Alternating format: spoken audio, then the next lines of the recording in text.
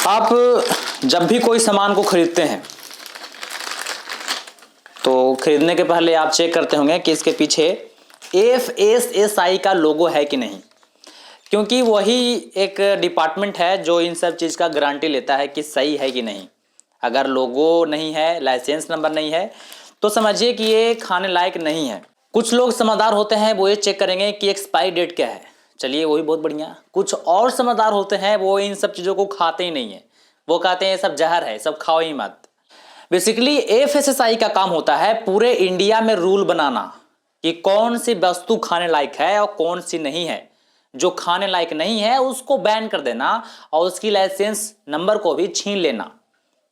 अब इस पर FSSAI कितने अच्छे से काम करता है ये आपको से छुपा नहीं है। रोज ट्विटर पे 10 गालियां इस डिपार्टमेंट को पड़ता होगा, 4 वीडियो रोज यूट्यूब पे अपलोड होता होगा इसके अगेंस्ट में। कहीं पनीर नकली, कहीं पे गुड़ नकली, कहीं पे कुछ नकली, हर जगह पे कुछ ना कुछ एक्सपोज हो रहा है। और अगर कहीं पे एक्सपोज हो रहा है तो पूरा का पूरा श्रेय FSSAI को जाता है, क्योंकि मेन काम तो इसी का है ना, रूल बनाना। स्टेट लेवल के जो डिपार्टमेंट है उसको बताना कि कैसे काम करना है, किस आधार पे काम करना, उसको ट्रेनिंग देना। FSSAI में चेयरमैन होते हैं, CEO साहब होते हैं, उनके साथ में कई एक्सपर्ट होते हैं, साइंटिस्ट होते हैं जो उनके साथ में काम करते हैं। उनके पास बड़े बड़े लैब डिपार्टमेंट होते हैं जहां पर इन सब चीज़ों को चेक करते हैं कि किस फूड में कितना इंग्रेडिएंट्स होना चाहिए, कितना फैट होना चाहिए, कितना क्या होना चाहिए, फलना ढेकना, वो सब मापते हैं। और काफ़ी सारी उनकी टीम होती है। अगर हम जैसे छोटे क्रिएटर इन जैसे FSSAI पे वीडियो बनाते हैं और प्रूफ्स के साथ बात करोगे तो आपका वीडियो डिलीट करवा देंगे, नहीं तो आपके ऊपर में कई तरह के केस लगवा देंगे ताकि आप ऐसा काम ही नहीं करो। अब यही सच्चाई है। अब कई सारे यूट्यूबर ऐसे हैं जिनके ऊपर में केस अभी चल रही है। उनका कहना है कि आपने जो बताया वो गलत है, ये है वो है करके ये लोग उसको प्रेशर बनाते हैं कंटेंट क्रिएटर के ऊपर। क्योंकि देखिए ये FSSAI जो है सरकार के अंडर में काम कर रही है, तो जाहिर सी बात है कि देश की मीडिया इसके ऊपर बात नहीं करेगी। कहाँ पे कौन सी चीज़ फेक निकल रही है बात नहीं करेगी। अब ये हाल ही फिलहाल की घटना है, गुजरात के सूरत में 400 kg नकली पनीर बरामद किया गया। 400 kg, सोच रहे हैं मतलब रोज वहाँ से हजारों kg बाहर जा रहा है शहर में। और शहर में कोई पिज़्ज़ा बनाने वाला, कोई बर्गर बनाने वाला, कोई पनीर चिल्ली वगैरह बहुत तरह की चीज़ बनती है, वो सब बना करके हम लोगों को चूना लगा रहा है। कहने का मतलब है कि कहीं भी पनीर बन रहा है, किसी भी जगह पे बन रहा है, तो चूना आखिर में हम लोगों को ही लगाया जा रहा है, उसका नुकसान हम लोगों को ही हो रहा है। तो इस चीज़ को समझिए आप। अब कहीं पे पनीर पकड़ाया गया है तो पूरा का पूरा श्रेय जाता है FSSAI को, क्योंकि वो सही से काम नहीं कर रही है, वो सही से स्टेट को इंस्ट्रक्शन नहीं दे रही है, स्ट्रिक्ट तरीके से उसके ऊपर काम नहीं कर रही है। जब तक काम नहीं करेगी तो कैसे मजबूत होगा।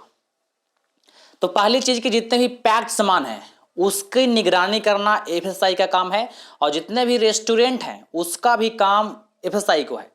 लेकिन FSSAI ग्राउंड लेवल पर नहीं उतरती है, उतरने का काम स्टेट लेवल का होता है और डिस्ट्रिक्ट लेवल के फूड डिपार्टमेंट का होता है कि वो जाकर एरिया वाइज ये चेक करे कि कौन से रेस्टोरेंट कितना सफाई से काम कर रही है, कहाँ पे गंदगी है, और जहाँ पे गंदगी है उसके ऊपर चार्जेस लगाएं, फाइन मारे, उसके रेस्टोरेंट को बंद करवा दे।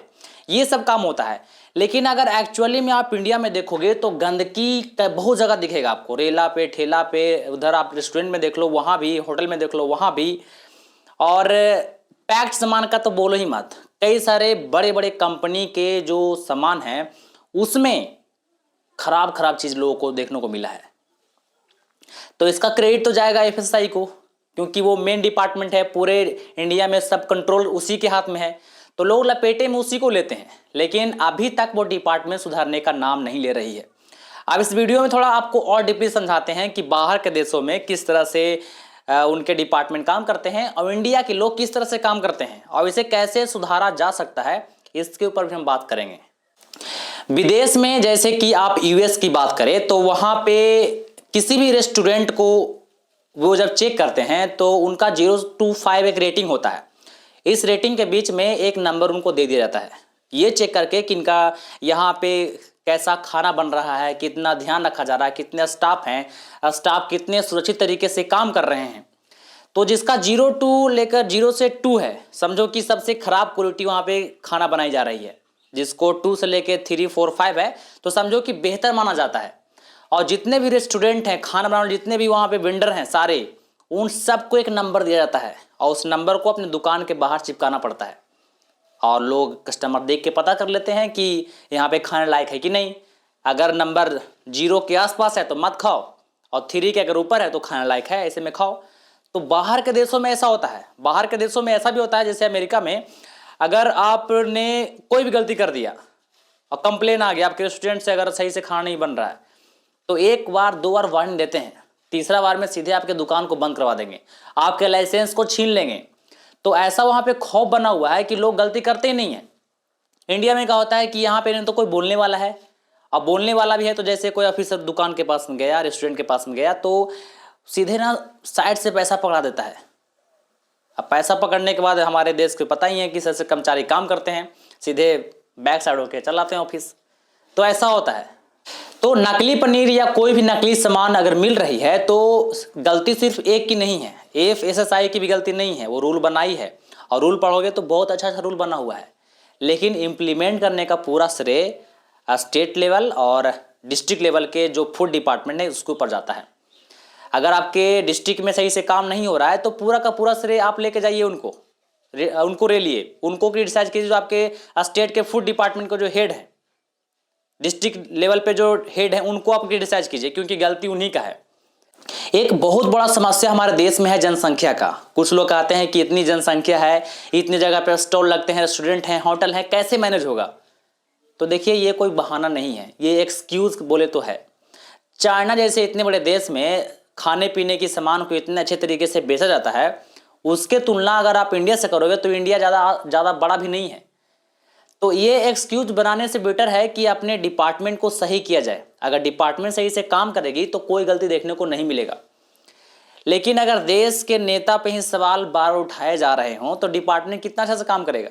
अभी देखिए करंट गवर्नमेंट पे कितना सवाल उठाया जा रहा है, वो सरकार चुपचाप सुनते रहती है। जब देखते कह रहे हमारी सरकार ही ऐसे काम कर रही है, हमारी सरकार तो मीडिया को खरीद रखी है, तो हम लोग क्या ही बात करें। तो बाकी लोग भी अपने ऑफिसर हैं, वो लोग अपने मूड में काम करते हैं। जब देश का नेता सही से काम करेगा ना तो कोई भी ऑफिसर की इतनी औकात नहीं है कि वो घोटाला कर दे। इसका समाधान क्या है और आप लोग क्या कर सकते हैं, तो ये सिंपल से तरीका बता रहे हैं आपको। कहीं भी अगर आपको कोई भी चीज़ खराब दिखता है तो सीधे सोशल मीडिया पे वीडियो बना के डाल दीजिए और टैग कर दीजिए FSSAI को, क्योंकि वही रूल बनाती है। अगर वो प्रेशर डालेगी आपके डिस्ट्रिक्ट, आपके स्टेट लेवल के ऑफिसर को, तो वो लोग सही से काम करेंगे। जैसे हम लोगों को क्या होता है कि सामान हम लोग को दे दिया गया, हम लोग खा लेते हैं, कुछ नहीं बोलते हैं। अगर आपके घर पे कोई सामान आता भी है, खराब भी है, आप कुछ नहीं बोलोगे उसे। जब बोलोगे ही नहीं तो कौन सुनेगा। भिखारी जब तक पैसा नहीं मांगता है उसको पैसा ही नहीं मिलता है। आप जब तक बोलोगे नहीं ना तो कुछ होगा नहीं आपके लिए। तो आवाज़ उठाइए, वीडियो बनाइए, सोशल मीडिया पे डालिए और बाकी देखिए क्या होता है।